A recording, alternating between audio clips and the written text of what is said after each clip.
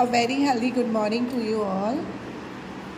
I am your EVS teacher and today I am explaining chapter number 6, Every Drop Counts. Okay, children, long ago, this is a picture of Ghat Sisar. Sar means a lake.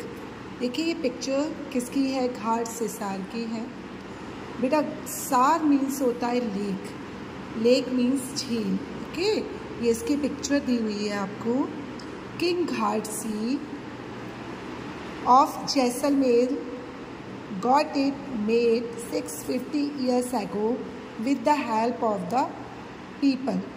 ये जो घाट सिसार है ये राजा घाटसी ने बनाया था 650 years पहले लोगों की हेल्प से। All around the lake there are ghats with steps leading to the water. इस लेक के चारों ओर छोटे छोटे घाट्स बने हैं स्टेप वाइज जो कि नीचे वाटर तक जाते हैं। डेकोरेटेड वरांदास, लार्ज हॉल्स, इसके चारों ओर डेकोरेटेड वरांदास बने हुए हैं। बड़े बड़े हॉल हैं, कमरे हैं और बहुत सारी चीज़ें हैं जो कि सभी लोगों को अट्रैक्टेड करते हैं। People came here to celebrate. यहाँ पे लोग आते थे अपने फेस्टिवल्स को सेलिब्रेट, त्योहारों को सेलिब्रेट करने के लिए, और बहुत सारे प्रोग्राम्स करते थे, म्यूज़िक वगैरह, डांस करना। Children came to study in the school of the ghat. और जो स्कूल के बच्चे थे वो यहाँ आकर इस घाट में बैठकर स्टडी करते थे। The talab belong to everyone and everyone to care to keep it clean. और ये उस समय की बात थी जब सभी लोग इस तालाब से रिलेट अपने आप को बिलोंग समझते थे, तालाब को अपना समझते थे और ये तालाब उन्हें अपना समझता था, इसलिए ये लोग सब इसकी टेक केयर करते थे, इसे साफ़ सुथरा रखते थे। Rain water collected in this lake. जो बारिश का जो पानी होता था इस लेक में अपने आप भर जाता था and spread over many miles. और जब पूरा फुल हो जाता था तो बहुत दूर दूर तक फैल जाता था। It was made in such a way that when the lake was full the extra water flowed into another lake at a lower level. जैसे आपने पहले स्टार्टिंग वाले पैराग्राफ में देखा, ये 9 लेक्स का एक कॉम्बो था ना। तो इसमें क्या होता था, जब एक लेक भर जाती थी तो पानी फ्लो होके दूसरी लेक में चले जाता था, और जब वो भर जाता था तो तीसरी नेक्स्ट लेक में। This way all 9 lakes filled. ऐसे करते करते करते पूरी 9 की 9 लेक फिल हो जाती थी। This rain water could be used. और उसके बाद ये जो रेन का जो पानी इन लेक्स में कलेक्ट होता था उसको पूरे साल ये लोग यूज़ में लाते थे। मोस्टली इन समर टाइम, है ना, जब पानी की ज़्यादा नीड होती है। Today Gadsisar is no more in use. लेकिन अब ये जो घाट सिसार जो था अब इसका कोई यूज़ नहीं है। Many new buildings and colonies have come up in between those 9 lakes. अब ये जो 9 लेक्स थी ना उनके बीच में जितना भी स्पेस था, जितनी भी जगह थी, वहाँ पे लोगों ने बिल्डिंग्स और कॉलोनीज़ बना दी। अब जब बिल्डिंग्स और कॉलोनीज़ बन गई है तो पानी अदर लेक्स तक जाता ही नहीं है। Now the water does not get collected in the lakes. अब वो कलेक्ट कैसे होगा? बीच में कॉलोनीज़ और बिल्डिंग्स आ जाती हैं तो पानी डायरेक्ट नेक्स्ट लेक तक जाता ही नहीं है। और जो भी रेन वाटर होता है just flows away and is wasted. वो बहता है और वेस्ट हो जाता है। ठीक, जो पहले जिस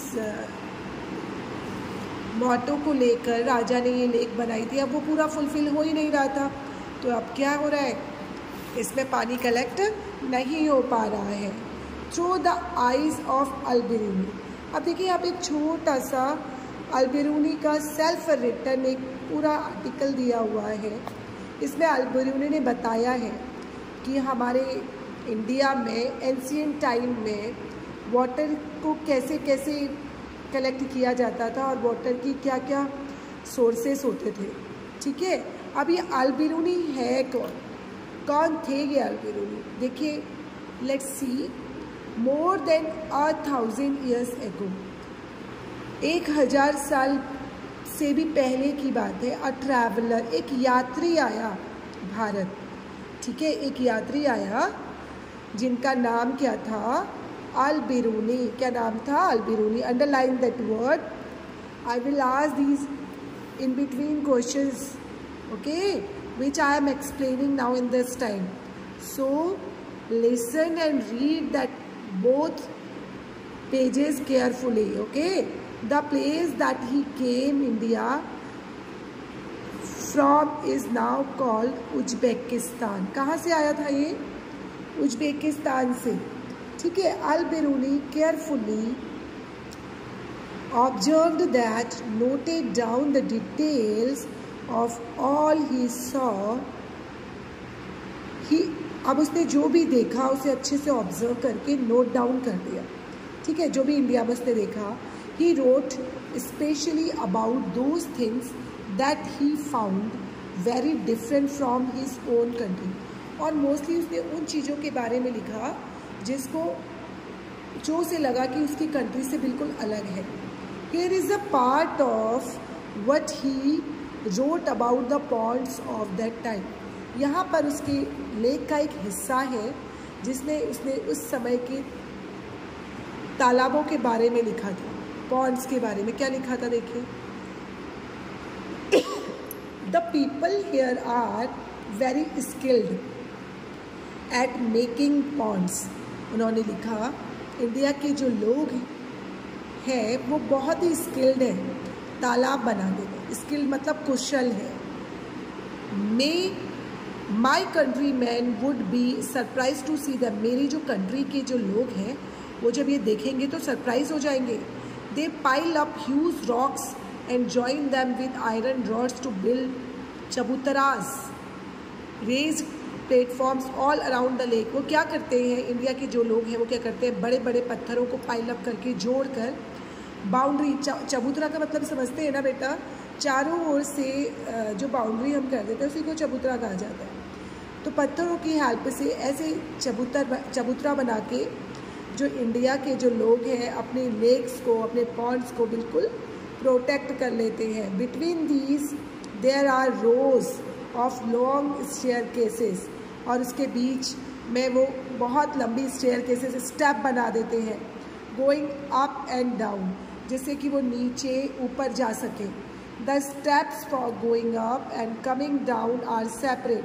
और उनके नीचे जाने वाले और ऊपर जाने वाले जो स्टेप्स होते हैं, स्टेप्स मीन्स एक तरह की सीढ़ी नुमा ये होते हैं इनके जो लेक बनाते थे जो लोग पहले से.